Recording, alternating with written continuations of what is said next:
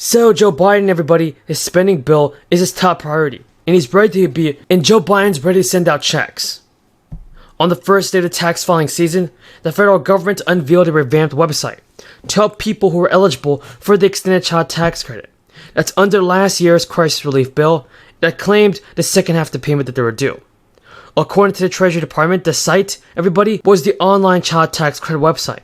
And folks, this showed taxpayers his filing options. It also included eligibility information and the instructions on how to obtain the credit. Folks, this is very useful information for those of you that received an expanded monthly CTC payment last year.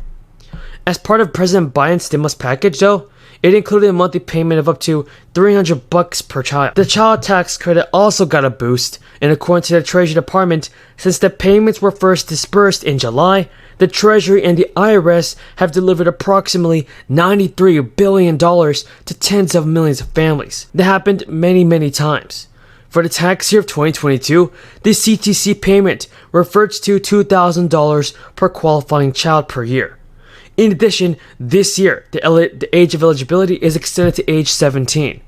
So as tax filing season begins, the Treasury's priority is ensuring that eligible families are able to receive the full child tax credit. So this relief has helped families pay for essentials when they need it the most, and by getting the second half or the full amount of the credit, millions of people continue to receive.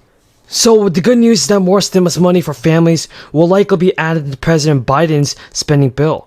A good percent of Democrats are still urging President Biden to get a beefed-up child tax credit included as part of any agreement on a sweeping climate and spending bill.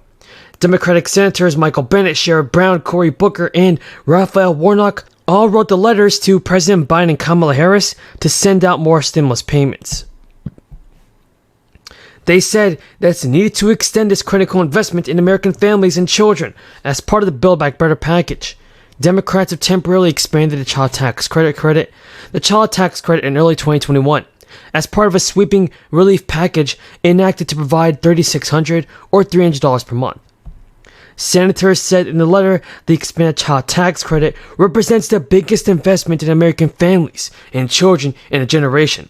It's a signature domestic policy, and it's an achievement of this administration. The consequences, everybody, of failing to extend a child tax credit expansion are dire, particularly as families face another wave of the crisis. Raising taxes on working families is the last thing lawmakers should do.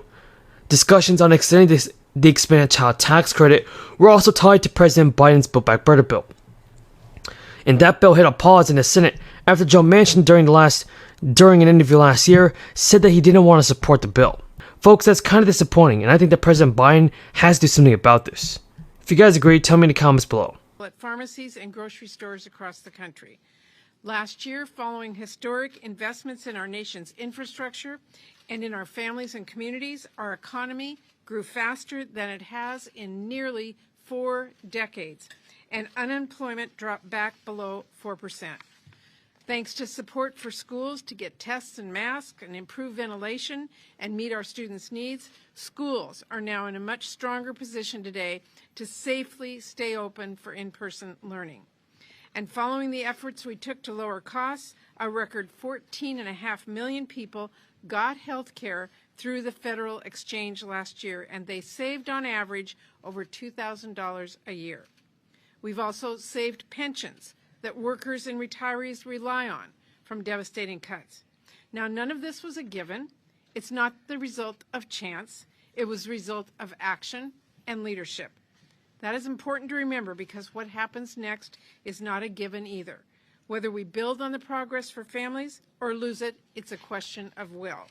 Democrats want to press forward with additional action in Build Back Better to bring down our health care costs, especially drug costs, bring down child care costs, and address the climate crisis and more. We also want to make our nation competitive and make prices less reliant on foreign manufacturing, which is why we are working to pass legislation to strengthen our supply chains, ensure the technologies of the present and the future are made and developed right here in the U.S., and create more good-paying jobs, more investment, and greater economic prosperity for our families. This is especially important in my home state of Washington, which is already the home of premier research institutions, technology and aerospace leaders, and growers and producers that are constantly competing on the world stage. Democrats also want to improve our response to this pandemic and future health crises, to protect the right to vote, the cornerstone of our democracy. And of course, we are all excited to work with President Biden and take an historic step in ensuring that our nation's highest court truly reflects the diversity of its people by confirming the first black woman to the Supreme Court. The past year has shown what a difference the choices we can make have for our nation.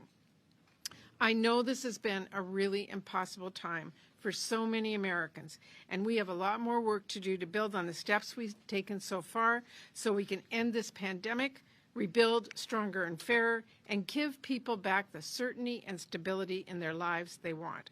In the year ahead, Democrats are going to continue to focus on solutions, and we will work around the clock to deliver. Senator Stabenow. Well, thank you very much. First, let me say, because today is the first day of Black History Month, what an exciting time this is, and to know that in this month, President Biden will be nominating the first black woman to the United States Supreme Court, and that we in the Senate are going to have the opportunity to confirm her. So it's a very exciting time. And it's also an exciting time for the economy, because President Biden and Democrats are getting the economy back on track. Every kind of number shows that.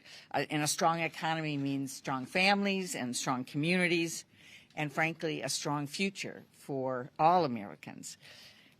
Democrats worked with President Biden to pass the American Rescue Plan, no small feat.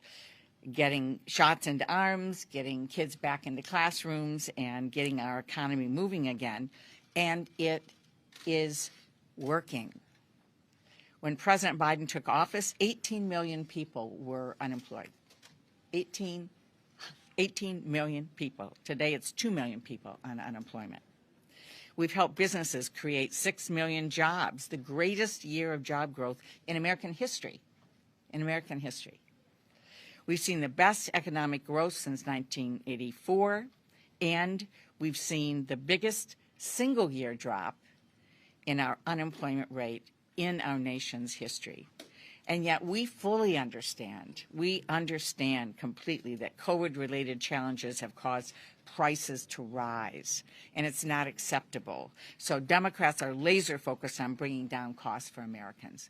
That is our focus at this moment. Since day one, President Biden and Democrats have been putting the American people first every day. Senate Republicans talk a lot about inflation. They talk about it all the time. They view it as a great political issue. But what have they done about it? What have they done other than talk about it? Well, frankly, they've done nothing but vote no on things to bring prices down. We have a report from the DPCC today on every piece that relates to the cost